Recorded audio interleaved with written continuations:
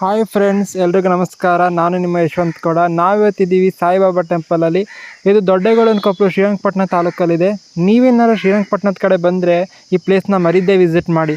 Environment ಅಂತೂ ಸಖತ್ತಾಗಿದೆ ರೀ. ಇಲ್ಲಿ ಸಾಯಿಬಾಬಾನ ವಿಗ್ರಹನ ಶಿರಡಿಯಿಂದನೇ ತಂದು ಸ್ಥಾಪಿಸಿರೋದಂತೆ. ದೇವಸ್ಥಾನ ಅಂತೂ ಸಖತ್ತಾಗಿದೆ. ನೀವು ಬಂದರೆ ಮಾತ್ರ ತಪ್ಪದೇ ವಿಸಿಟ್ ಮಾಡಿ. ಇಲ್ಲಿ ಹುಣ್ಣಿಮೆ ಪ್ರಯುಕ್ತ ಸತ್ಯನಾರಾಯಣ ಸ್ವಾಮಿ ಪೂಜೆ ಕೂಡ ನಡೀತಾ ಇದೆ, ನೀವು ನೋಡ್ತಿರ್ಬೋದು. ಮತ್ತು ಪಕ್ಕದಲ್ಲೇ ಓಂಕಾರೇಶ್ವರ ಟೆಂಪಲ್ ಕೂಡ ಇದೆ.